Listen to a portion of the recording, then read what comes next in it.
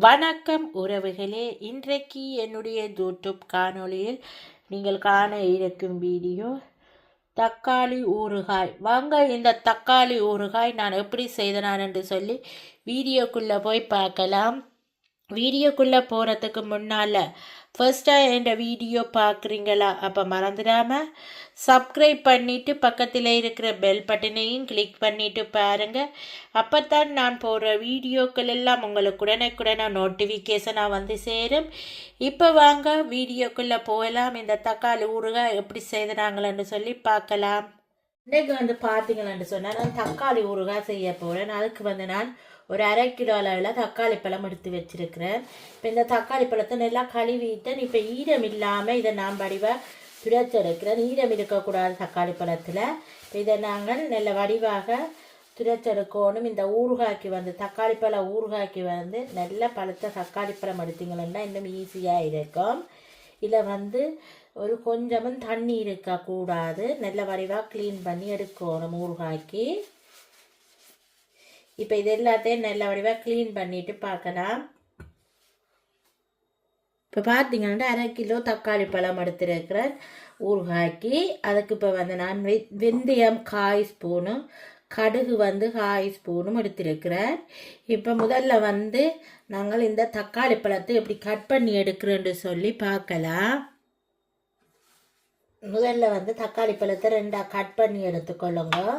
இதை ஒரு தக்காளி பழத்தை நீங்கள் 8 பீஸாக கட் பண்ணி எடுத்துக்கொள்ளலாம். பாருங்கள், இப்படி 8 பீஸாக கட் பண்ணி எடுத்துக்கொள்ளுங்க. இந்த தக்காளி பழம் நல்லா குக் பண்ணும்போது டக்காண்டு ஈஸியாக கரையிறதுக்காக இப்படி வெட்டி கொள்கிறேன்.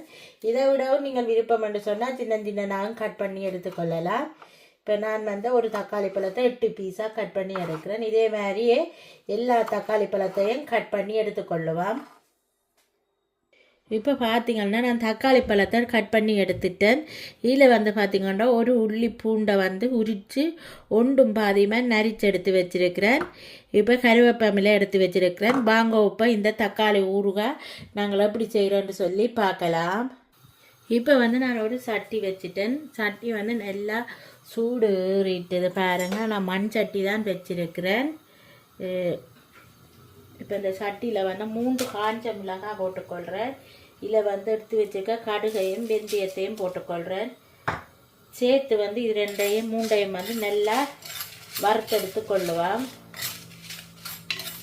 இது நல்லா கடுகு வெடித்து மற்றது வெந்தயமும் கலர் மாறும் பாருங்க, கோல்டன் ப்ரௌனாக வரும். அப்போ இந்த இதை இறக்கி கொள்ளலாம். இப்போ பார்த்தீங்கன்னா கடுகு வெந்தயம் எல்லாம் நல்லா வறுபட்டுட்டு இப்போ நாங்கள் இதை இறக்கி ஆற வைப்போம். இப்போ பார்த்தீங்கன்னா அதே மண் சட்டியை வச்சிருக்கிறேன். இப்போ நான் அடுப்பை போட்டுக்கொள்ளுறேன். இதில் நீங்கள் நல்லெண்ணெய் விட்டுக்கொள்ளுங்க. நான் ஒரு 3 டேபிள் ஸ்பூன் அளவு நல்லெண்ணெய் விட்டுக்கொள்ளுறேன். அதுக்கப்புறமாக நாங்கள் எடுத்து வச்சிருக்கிற கட் பண்ணி எடுத்து வச்சிருக்கிற இந்த தக்காளி பழத்தை இதில் போட்டுக்கொள்ளுறேன்.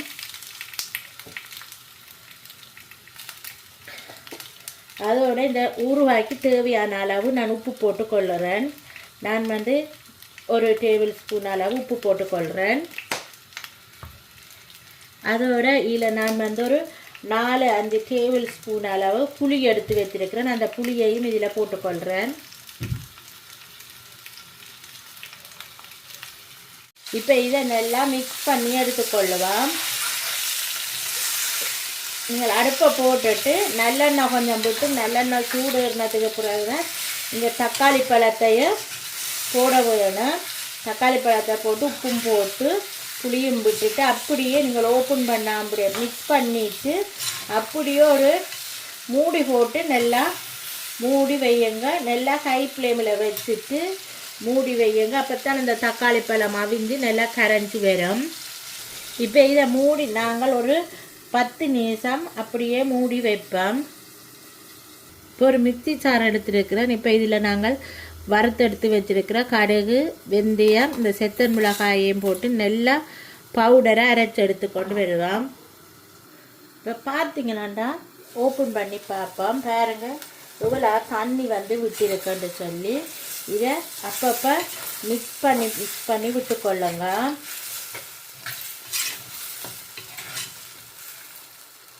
இப்போ வந்து நான் அடுப்பை வந்து கம்மியாக வச்சுக்கொள்கிறேன்.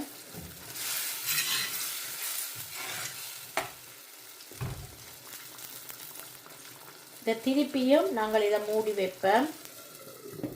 நல்லா வந்து தக்காளி பழம் கரைய வேணும், அது வரையும் வெயிட் பண்ணுவோம்.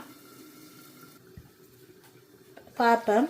அப்பப்போ கொஞ்சம் கொஞ்சம் ஓப்பன் பண்ணி நீங்கள் மிக்ஸ் பண்ணி விட வேணும். ஏனென்று சொன்னால் நான் வந்து மண் சட்டியில் செய்கிறேன், சில நேரம் அடிப்பிடிக்க பார்க்கும். அதால் தான் நான் அடிக்கடி ஓப்பன் பண்ணி பார்க்குறேன். பாருங்க, இவ்வளோ தண்ணி இருக்குது. என்ன இந்த தண்ணியெல்லாம் பற்றி இந்த தக்காளி பழம் நல்லா கரைஞ்சி மசிய வேணும். அது வரையும் நாங்கள் மிக்ஸ் பண்ணிவிட்டு திருப்பியும் மூடி வைப்போம்.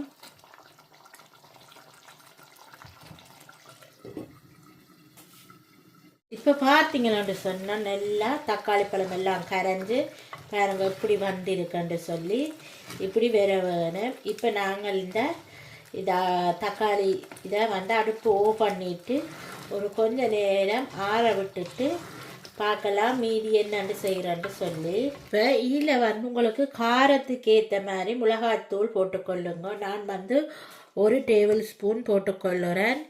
ஏனென்று சொன்னால் நான் எடுத்த குவாலிட்டி வந்து தக்காளி பழம் வந்து 1/2 கிலோ எடுத்த வரியாக நான் 1 டேபிள் ஸ்பூன் மிளகாய்த்தூள் போட்டுக்கொள்கிறேன். அதோடு வந்து நாங்கள் இடித்து வச்சிருக்கிற இந்த வெந்தயமும் மற்றது கடுகும் செத்தன் மிளகாயையும் இதில் போட்டுக்கொள்கிறேன். ஊறுகாய்க்கு வந்து முக்கியமான பொருளே இந்த கடுகு வெந்தய பொடி தான் முக்கியம் இந்த ஊறுகாய்க்கு தேவை. இப்போ இதை நல்லா நாங்கள் இப்போ மிக்ஸ் பண்ணி கொடுப்போம். இப்போ பார்த்தீங்கன்னாலே உங்களுக்கு தெரியும். இப்போ பாருங்கள், நல்லா மிக்ஸ் பண்ணினா உடனே எப்படி வந்திருக்குன்னு சொல்லி. இந்த ஊறுகாய் ஒன்றே நீங்கள் செய்து வச்சாலே போதும், அவசரத்துக்கெல்லாம் இந்த ஊறுகாய் உங்களுக்கு கை கொடுக்கும். இந்த தக்காளி ஊறுகாய் சுடு சாதத்தோடு எல்லாம் இந்த ஊறுகாய் போட்டு பிணைஞ்சு சாப்பிட்டீங்களான்னா அப்படி ஒரு டேஸ்ட்டாக இருக்கும். இது அவசரத்துக்கு கை கொடுக்கும் இந்த ஊறுகாய். இங்கே வந்து இப்போ வெளிநாட்டில் வந்து இப்போ தக்காளி பழங்கள் எல்லாம் நல்லா விலை குறைவாக போய்கொண்டிருக்கேன். நீங்கள் இந்த ஊறுகாய் செய்து வச்சிங்கன்னு சொன்னால் உங்களுக்கு பிரயோசனப்படும். இப்போ இதை நாங்கள் வந்து செப்ரேட்டாக மூடி வச்சு கொள்ளுவோம். இப்போ அடுப்பில் ஒரு சட்டி வச்சிருக்கிறேன். நான் வந்து தாளிக்கிறதுக்கு நல்லெண்ணெய் தான் விட்டு கொள்ளுறேன். இதில் வந்து ஒரு 5-6 டேபிள் ஸ்பூன் அளவு நல்லெண்ணெய் விட்டுக்கொள்கிறேன். இப்போ வந்து எண்ணெய் வந்து நல்லா சூடுகிறது. இப்போ நாங்கள் இதில் எடுத்து வச்சிருக்கிற கடுகை போட்டுக்கொள்ளுவோம். இப்போ பார்த்தீங்கன்னா கடுகு நல்லா பொரிஞ்சு கொண்டு வருது பாருங்க. இப்போ இதில் வந்து நாங்கள் பெருஞ்சீரகமும் வெந்தயமும் எடுத்து வச்சுக்கேன், அதையும் இதில் போட்டுக்கொள்கிறேன். எல்லாமே சேர்த்து நல்லா பொரிஞ்சு வரட்டுக்கும். இப்போ இதில் பாருங்க எல்லாம் பொரிஞ்சு வந்துட்டு நாங்கள் இப்போ எடுத்து வச்சிருக்கிற இந்த உள்ளியையும் இதில் போட்டுக்கொள்கிறேன். இந்த உள்ளியும் சேர்ந்து நல்லா எண்ணெயில் பொரியட்டுக்கும். அதோட கருவேப்பிலை எடுத்து வச்சுக்கேன், அதையும் போட்டுக்கொள்கிறேன். போட்டுட்டு இதெல்லாம் நல்லா பொன்னிறமாக வேணும். இந்த ஊறுகாய்க்கு கொஞ்சம் எண்ணெய் கூடுதலாக தேவைப்படும், அதால் தான் கூடுதலாக எண்ணெய் விட்டுருக்கிறேன். இப்போ இது நல்லா உள்ளி, இந்த கருவேப்பிலை, பெருஞ்சீரகம், கடுகு, வெந்தயம் எல்லாம் நல்ல வடிவாக பொரிஞ்சு விரட்டுக்கும். அதுக்கப்புறம் பார்க்கலாம்.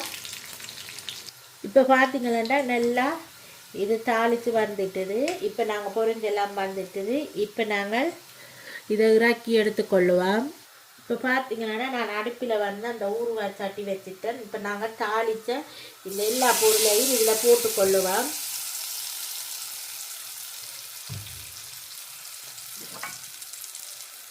போட்டுட்டு இதை நல்லா மிக்ஸ் பண்ணி கொடுங்க. அடுப்பை வந்து நல்லா ஸ்லோவில் வச்சுக்கொள்ளுங்க. ஏனென்று சொன்னால் இது நல்லா இன்னும் குக் பண்ணி எடுக்க வேணும். அதால் கொஞ்சம் அடுப்பை வந்து குறைஞ்ச தீயில் வச்சுட்டு இதை நல்லா குக் பண்ணி எடுத்துக்கொள்ளுங்க. நீங்கள் விட்டு எண்ணெய் வந்து பிரிஞ்சு வரும் வரையும் இது நல்லா குக் பண்ணி எடுக்க வேணும். ஒவ்வொரு முறைப்படி இந்த ஊறுகாய் செய்வினம். உங்களுக்கு எப்படி ஊறுகாய் செய்ய விருப்பமோ அதன்படி இந்த தக்காளி ஊறுகாய் செஞ்சு பாருங்கள். ஆனாலும் நான் செய்த முறைப்படி நீங்கள் தக்காளி ஊறுகாய் செய்து பாருங்கள். இந்த தக்காளி ஊறுகாய் வந்து கன நாளைக்கு வச்சு சாப்பிடலாம். இப்போ பார்த்தீங்கன்னா நல்லா மிக்ஸ் பண்ணியாச்சு. இது வந்து இப்போ நாங்கள் குக் பண்ணி இதில் விட்டு எண்ணெய் அவலாம் பிரிஞ்சு வெளியில் வரும் வரையும் குக் பண்ணி எடுக்கணும். அதுக்கப்புறம் பார்க்கலாம்.